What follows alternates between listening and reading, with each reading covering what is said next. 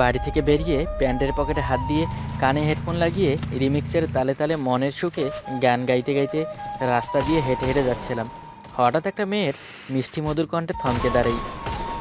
এই ছেলে, তোমার নাম রাহুল না? হুম, আপনি আমার নাম জানলেন কিভাবে? এত ভাবনাও কেন? হ্যাঁ, আমার সামনে বেশি ভাব নিবে না বলে দিলাম।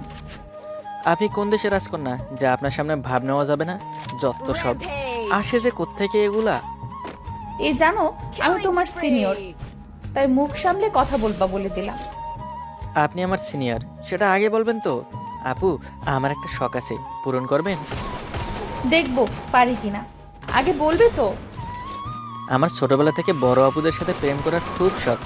আপু, তুমি আমার সাথে প্রেম করবা?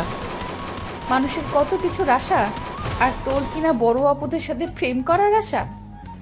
হুম আপু, প্লিজ আপু, তুমি আমার শখটা পূরণ করবে? তোর সাথে প্রেম করব, তুই কি আমারে প্রপোজ করছস?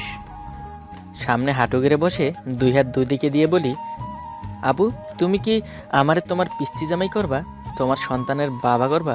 গোধূলি লগনে হাতে হাত রেখে চলার সাথী হবা? শীতের রাতে উষ্ণতার অবলম্বন বানাবা? পূর্ণিমা রাতে চাঁদ দেখার সাথী করবা? আমার ঘরে দুষ্টু মিষ্টি বধূ সেজে আমাকে রাঙাবা? আই লাভ ইউ আপু।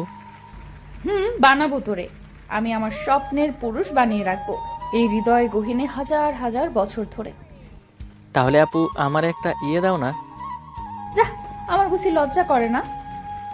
বালিকা ইয়ে দিতে তার ঠোঁট আমার ঠোঁটের কাছে আনলো। তখনই মায়ের চিল্লানিতে সব কিছু উধাও হয়ে গেল। তার মানে আমি কি ঘুমিয়ে ঘুমিয়ে স্বপ্ন দেখছিলাম? মা, এত সকালে চিল্লাইতেছো কেন? একটু আরামে ঘুমাতেও দাও না। কি, এখন এত সকাল? এখন সকাল 9টা বাজছে আর তুই পড়ে পড়ে ঘুমাচ্ছিস? সকাল 9টা বাজে তো আমি কি করব? দূর, এতদিন পরীক্ষার জন্য ভালো মতো ঘুমাতে দাওনি, এখন তো পরীক্ষা শেষ, একটু ঘুমাতে দিলে কি হয়? কি, তুই এখনো ঘুমাবি? তোরে না কাল রাতে তোর ফুপা ফোন করে বলল তুই যাতে শিহাবরে আনতে যাস। ঠিক আছে, তুমি যাও, আমি আসছি। তাড়াতাড়ি আয়, তোর ফুপা এর মধ্যে 2বার ফোন দিচ্ছে। ধুর, ভালো লাগে না। কি সুন্দর একটা রোমান্টিক স্বপ্ন দেখছিলাম, হঠাৎ মা এসে স্বপ্নের গুষ্টির পিণ্ডি চটকায় ফেললো। শালার শিহাব্বা, তোরে যদি এখন সামনে পাইতাম তাহলে তোর বিয়ে করার শখ বের করে দিতাম। থুকু, সেইটা কোনোদিনই পারবো না, কারণ শিহাব আমার বড় ভাই, তাই আজকের মতো ছেড়ে দিলাম।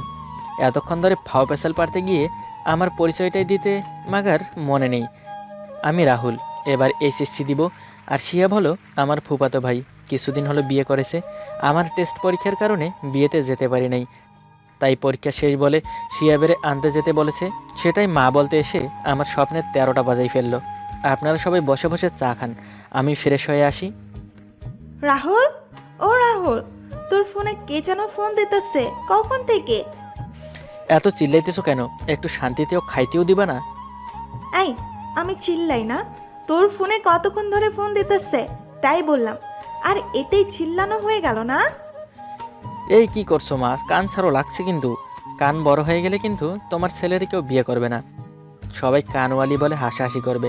সেটা তোমার দেখতে ভালো লাগবে বলো? আর ওই যে বেশি কথা না বলে দেখো গিয়ে, আমার কান ছাড়ো, কে বারবার ফোন দিচ্ছে দেখো। যাচ্ছি। খাওয়া দাওয়া সেরে ফোনের কাছে গিয়ে তো আমার চোখ চরক গাছে উঠে যায়। এ তো আমার একমাত্র সিনিয়র ফুলটুসির ফোন। মা যদি জানতে পারতো যে তার পিচ্চি পোলাটা একটা সিনিয়র বৌমা জুটাইয়া ফেলাইছে, আর এটা তার সেই একমাত্র লক্ষ্মী বৌমার ফোন, তাহলে আমার এত আদর কইরা ফোন ধরতে বলতো না। আর এটা তার সেই একমাত্র লক্ষ্মী বৌমার ফোন, তাহলে আমার এত আদর কইরা ফোন ধরতে বলতো না। সোজা কচু গাছের সাথে ফাঁসি দিয়া তারপরে সকালের নাস্তা খাইতো। এই তো জান পাখি আবার ফোন দিছে, ফোন ধরেই।